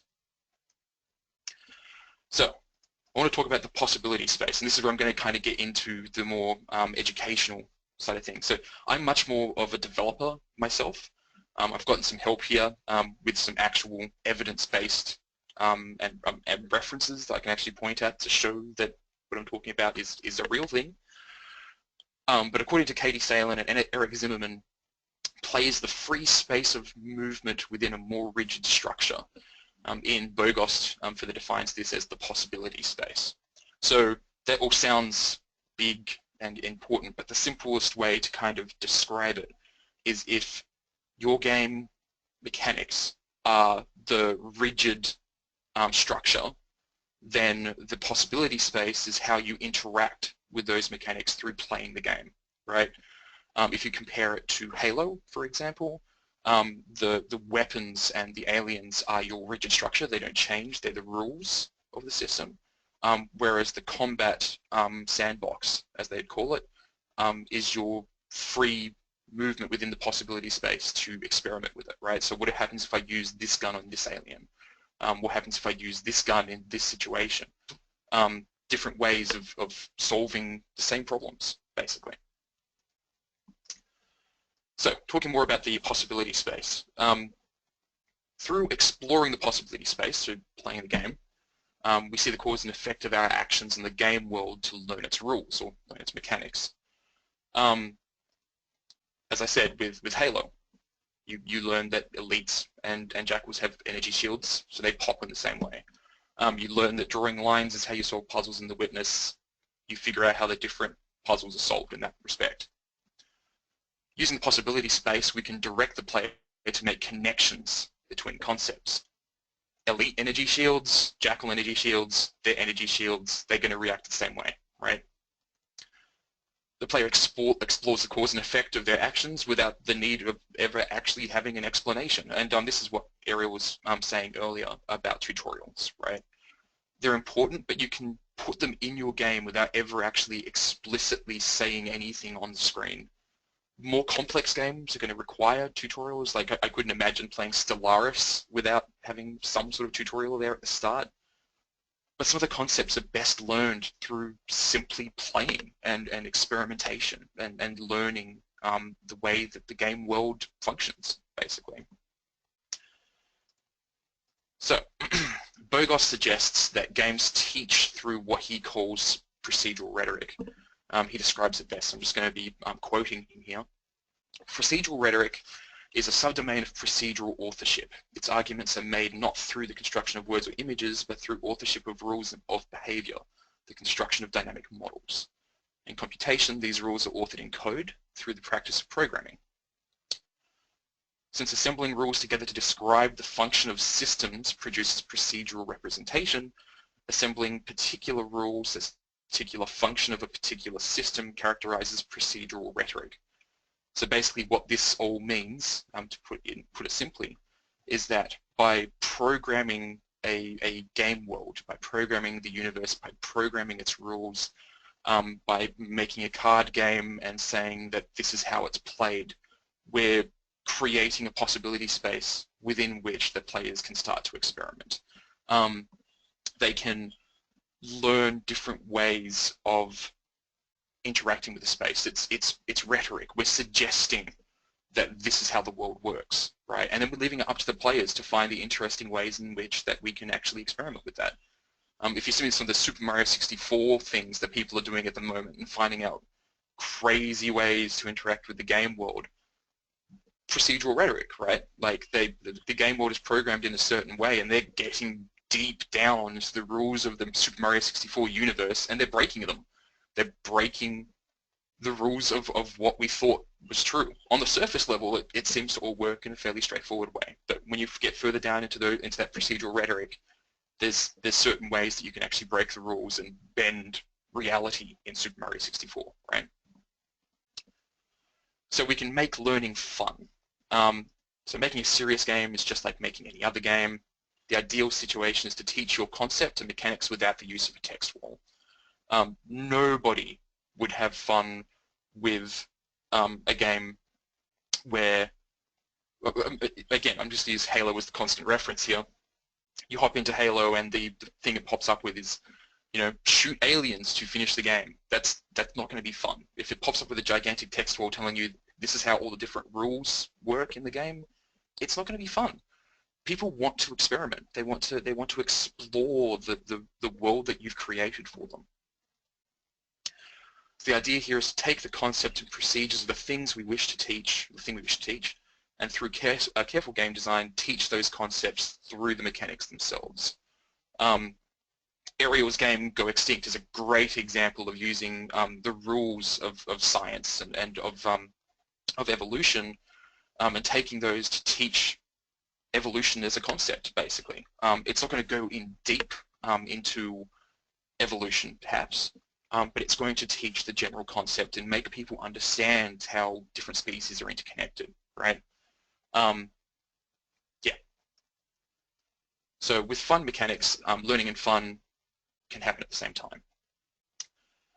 So, for example, there was a game that I worked on a couple of years ago that was a nanotechnology game trying to teach high school students about nanotechnology, and it didn't go overly well because we tried, when it first started off, we were making it too fun. We were way too skewed in the direction of fun. We had a learning advisor overseeing the project, and they pulled it back in the direction of learning, and it went too far in that direction, and we ended up, you know, here's a text wall about nanotechnology, here's a little not very fun mini game, and here's a test at the end of all of it, basically asking, what have you learned about nanotechnology? It didn't work out either way. You want to really entangle your learning into your game mechanics. You want to actually teach your concept through the game mechanics, and so people will explore the game mechanics and learn the concept as a result. So knowledge versus skill. So when we talk about knowledge versus skill, we need to talk about deep versus surface learning. So memorizing facts without integrating them into existing knowledge or understanding their relationships, that's surface learning. Imagine kind of studying for an exam. You know, you crunch, you sit down, you just try to pack in all this information into your head.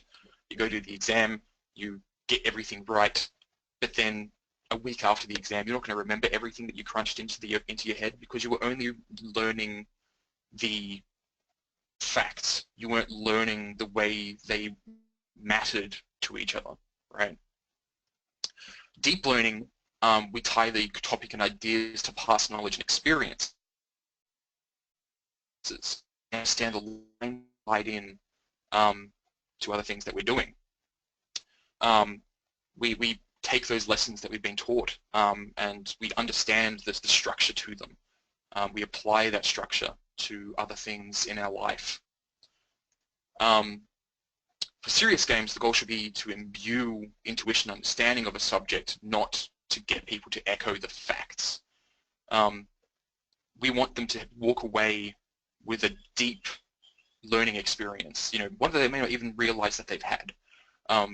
They need to understand why the concepts matter rather than being able to echo why words from the concept, right?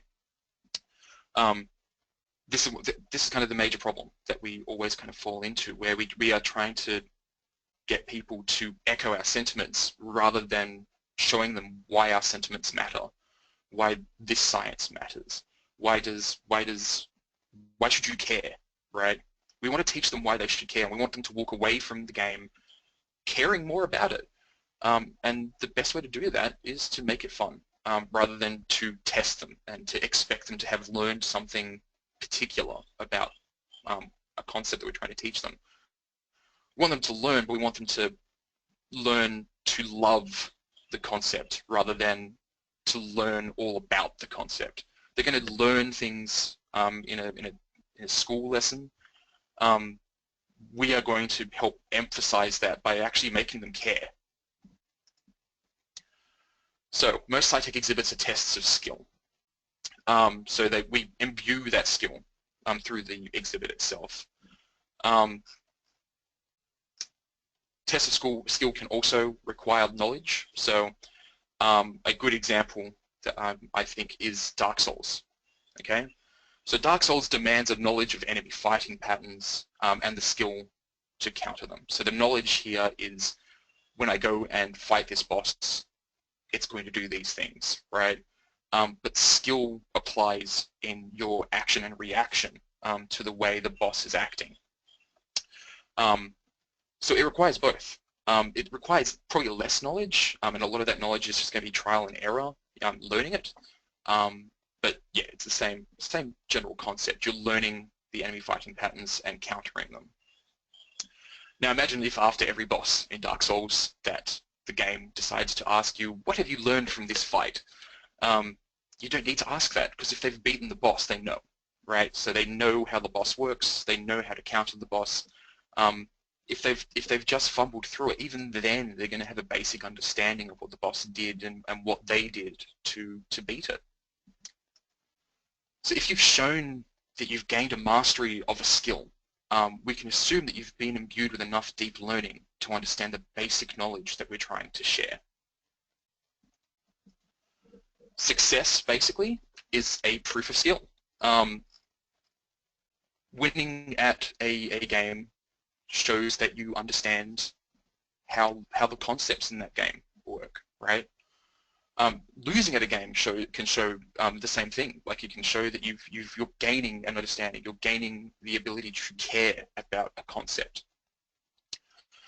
A well-designed game, serious or otherwise, doesn't need to ask if you've learned the concepts from it.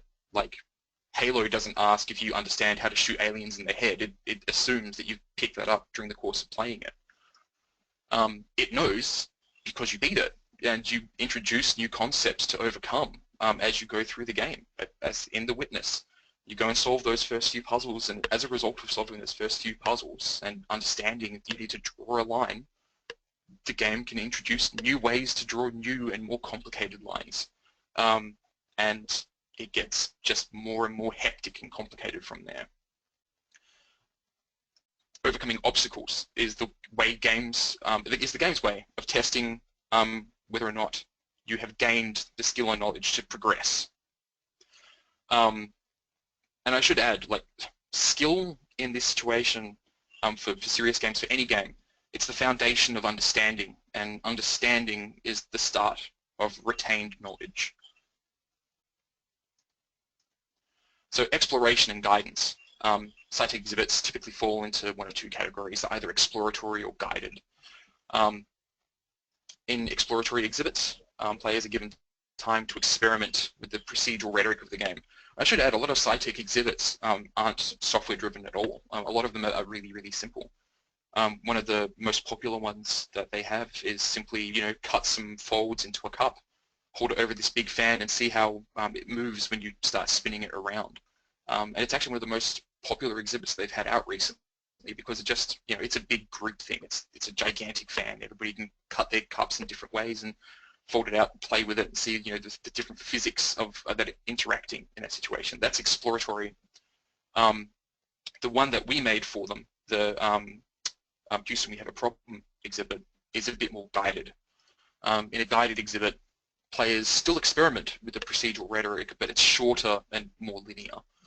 It guides them through the concept in practice. So in Houston We Have a Problem, the astronaut is always going to have a problem, and Houston is always going to have the solution for that problem, and it's just up to the players to resolve it, right? To communicate in such a way as to resolve that issue. Either experience can also be collaborative or competitive to encourage skill-based learning. So Houston We Have a Problem is multiplayer. It's two players that have got to collaborate together and work together to solve the issues.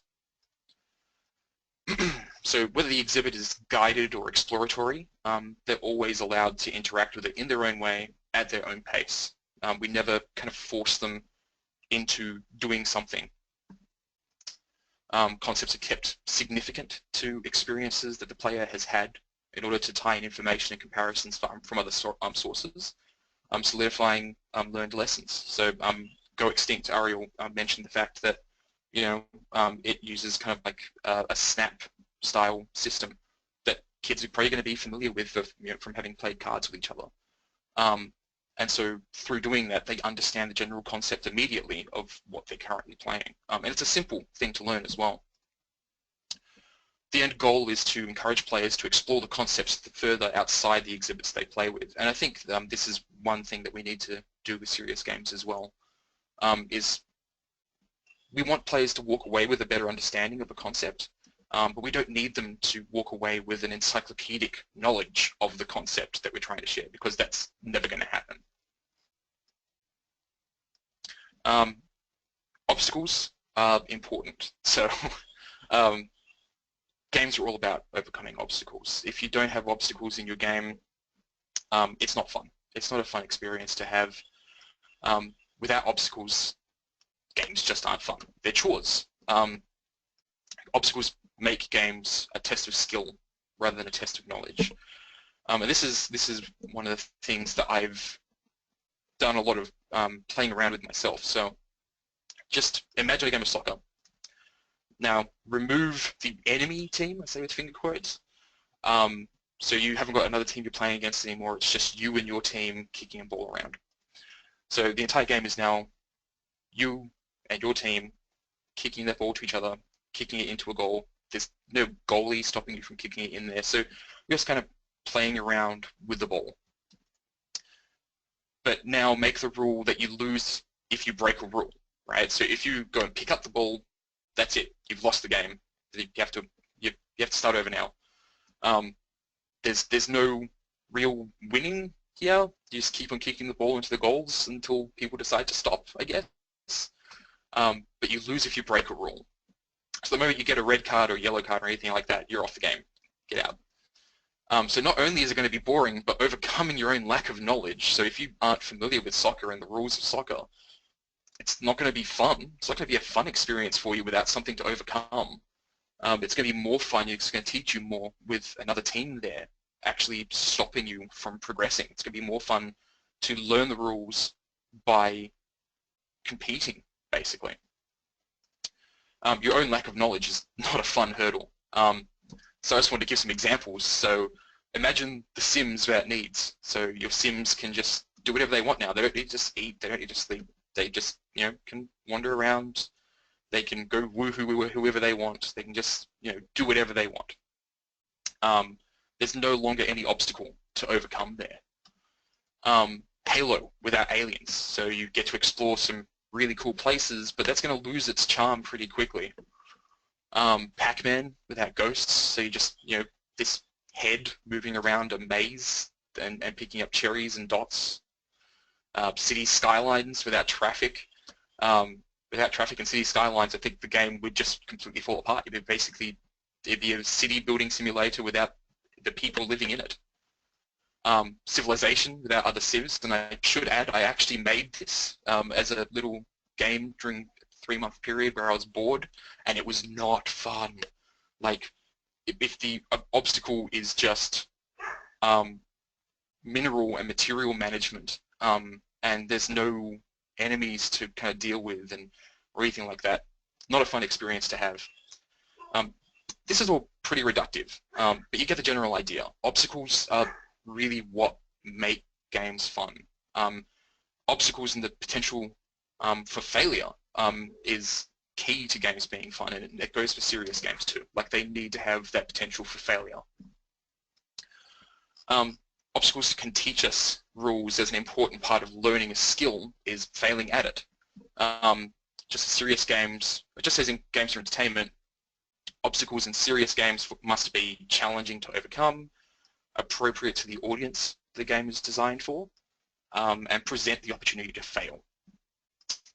So by overcoming the obstacles presented, you're proving to the game that you have grasped the concept that the obstacle is designed to test, like the apple tree test, or the apple tree puzzle in The Witness. You don't get to progress in the game until you've shown that you understand how that problem is solved, how that obstacle is overcome. Don't be afraid of creating failure states in your serious games. Like a writer, Jesper Jewell, has done a lot of writing about failure in games.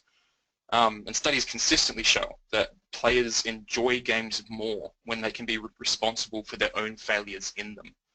And I think too often we are scared off in serious games from having people fail in them, as if that is going to somehow make them have less fun. But it's more fun to fail in games. You don't want them to fail all the time. You don't want to have Dark Soulsian style failure rates, right? Not unless that's the sort of market that you're aiming for. But definitely don't be afraid of having failure states and obstacles in your games. So that was basically the general topics that I wanted to cover, but I've got some general advice for people that are actually looking at making serious games or would love to work with some scientists or educators to make some serious games. Know your audience. Like, this is quite possibly the most important piece of advice. Don't go making games for people, for kids that are overly serious. If you're doing a training style serious game, then fun might not be so necessary, because if it's for something like that, so very important. There was a mining simulation done over here that was meant to teach the miners how to react in an emergency situation, where to find oxygen and such, and it was all laid out as this big mine, similar to what they'd actually be working on site. And it was actually surprisingly fun. It actually got their interest because, you know, it was a safe way to understand and react to an emergency situation. And the obstacle to overcome was, you know, you've got an oxygen bar, so you've got to go and get a can of oxygen so you can actually survive. At the start of a project, document your desired learning outcomes. We're lucky in working with SciTech that they basically do this for us. And then it's all our responsibility, depending on what we're doing, to take the concept they've given us and make that fun. But you want to know from the start what it is that you want to teach, so that you can make everything in the game about teaching that thing. Plan well ahead of development. This is more just me as a producer talking here, but it goes really as much for education and serious games as it does for games for fun, right? Games made for entertainment. Test early, test often. Fun and learning the concepts are both priorities in your serious game. So you want to make sure that people are walking away from the moment you have that prototype with an understanding of what the game is about, the concepts that it's trying to teach. Avoid curriculum-driven games. Like, you can have curriculum as a part of your game, but typically what SciTech does with their exhibits is they'll figure out what they want to teach, what's fun, they'll do it, and then afterwards they'll kind of look at the Australian curriculum and how they can apply what they've made to the Australian curriculum, rather than saying from the start that well, the Australian curriculum says this, so we have to make a game to that, right? Curriculum bogs things down. You get bogged up in red tape before the game even gets started. You want to be focusing on what you're trying to teach and how it can be fun before you get bogged down in curriculum. Leave that until the end of the project if at all possible. Link the concepts to the interests or daily life of your players. So if you're creating a game for kids, make sure that that the way that they're playing it, the way they're learning it is somehow relevant to the things they're doing day to day. So Houston, we have a problem, it's cooperative, it's in a high pressure situation. They've probably done things in classes where they've been put into little groups or teams and they've got to do something with a time limit. That's exactly what Houston, we have a problem is like.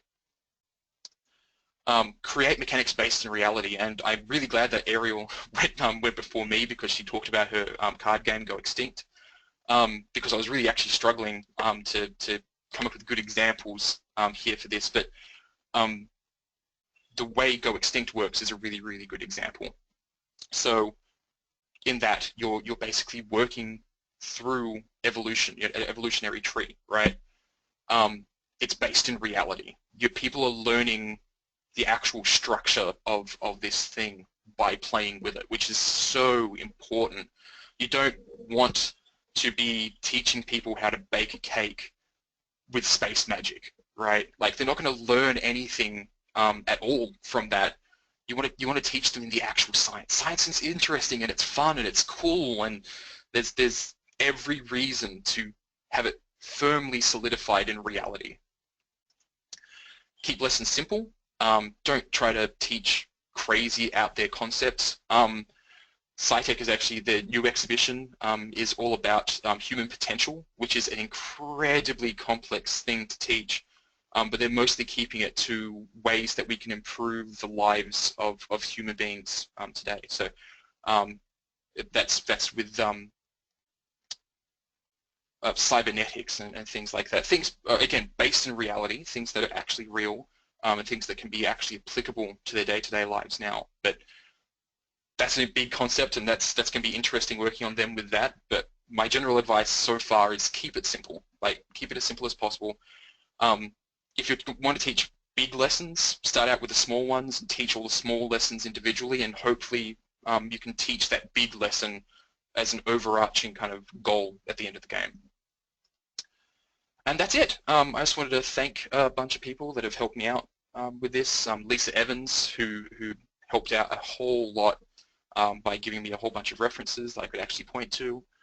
David Fabrojo, Hugh Tromans, and Rachel Hughes from SciTech. I've had lots of discussions with them about this presentation and making sure that I was talking about the things that they felt were important to talk about. And the rest of the team at SciTech. They're always a huge pleasure to work with. They're a great team, and if you get the opportunity, take a look at their website and everything. If you're over in Western Australia at any point, make sure to stop by because their stuff is absolutely fantastic. And that's my Twitter and email down there if you want to contact me at all. And I'd be happy to hear from you. That's it from me. Thank you very much, Matt. Big thank you to all of our presenters. This webinar was organized by the IGDA Serious Games SIG. Our contact information is up there. If you're interested in knowing more about any of the presenters, what they do, or recapping this webinar and sharing it at some point, that information will be made available at igda.org/webinars. The IGDA will be putting this webinar up on the YouTube channel along with the slides from today's presentation. So that's one option. As well, feel free to ask questions in the what time we have. And in the next few months, we're planning on putting together another webinar on worlds of thought and play, how games can help us explore things like literature, the mind, and other such. So look forward to that. Any questions?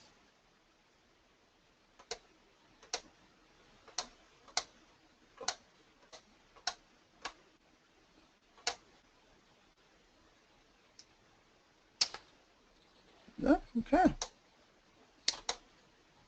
All right, well, Okay. Thanks again. This was awesome. I'm so glad we got to participate in this, and it was really interesting hearing everyone's views. Also, I forgot to put my email, so I've chatted it to the organizers. It's aemarcy@steamgalaxy.com. All right. Dakota, there seems to be a question coming in for you. Ooh. Yes. It's from Shay Rossi. It says the target audience for someone who wants to make a character with a disability for a game like Fallout 4 seems to be too small to justify the development costs for studios to create separate animations and physics for these characters who have these differences. How could studios get around this hurdle? Well, I think the assumption is that only people with the disabilities will want to play as themselves, but that's not true. So the audience is not necessarily just people who suffer from those conditions, not to mention that chronic health conditions, again, have actually quite a large sort of rate or density within the population. But yeah, so like that's a fair criticism, and maybe it's not sort of economic or efficient to make Fallout 4 and also this, but why not make a game like Fallout 4 that is about chronic health conditions, or that includes chronic health conditions as the default, as the primary focus, rather than considering diversity as an afterthought in the standard, let's make, you know, the sort of generic everyone is this type of person. You know, we see a lot of protagonists who are straight, white, middle-aged men, and that's the default, rather than having the default be a diversity being not a default. But yeah, I mean, it's a fair point. I just think that people need to move beyond considering their target audience only being a very specific type of people who want very specific type of things, and think more diverse. Because if we don't try, we won't know. I should add to that as well, like the work that SciTech does is very much targeted at kids. The thing that they've actually found over the years is that adults actually very much like to get involved in it too. And since they found out that during their own studies, they've actually found that basically kids are a blank slate and they want to have a bunch of different experiences, and the same goes for adults as well. They want to experience things that they wouldn't normally experience in their day-to-day lives. And I think that a Fallout 4, where you could actually start off with a disability at the start, a physical disability that impacted the way you played, would be incredibly fascinating. I think a lot of people would actually want to play that. And I should also mention just quickly that a student of mine, we had this conversation in class once, and a student of mine, his partner is in a wheelchair, and he suggested that she wouldn't want to play as a type of character that sort of represented her disability because it was a painful memory, and that's totally valid as well. But not every type of representation is sort of designed to have the same impact for everyone. You know, like in the same way that I might want to play as someone different to me, someone else might want to just play as themselves. So actually understanding that our audience is more diverse than just wanting to see themselves is a good way to sort of make diverse representations feel a little more fruitful.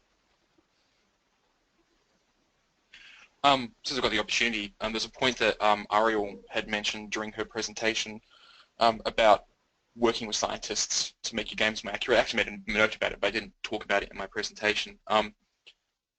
Working with scientists and experts or educators in the field is incredibly important. But I wanted to say, just as it's important for them to educate you about the accuracy of the topics that you're trying to teach, it's your responsibility as well to have a conversation with them about how you can make those topics fun, in addition to being educational and accurate.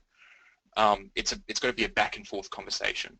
Don't just get into a situation with an educator or a scientist where you're looking to them for guidance on everything. You're as much an expert in making things fun as they are an expert in making things scientifically accurate. So you want to have both. Absolutely, and I just want to reiterate the point that sometimes they will, this is the point about things being stranger than fiction, sometimes scientists will know of something that could fit into a mechanic that you've thought of, and then you can work together to make some sort of interesting mechanic happen that also reflects science that's out there. And so think of ways to pick people's brains about what is the scope of possibilities.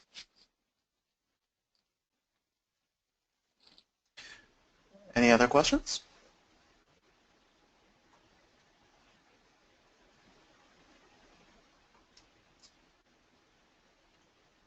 All right. Well, in that case, thank you all so much for watching. We really appreciated you all coming, and we appreciate the panelists, the speakers for giving their wonderful presentations, as well as the IGDA headquarters for helping to host all of this. Thank you, everyone.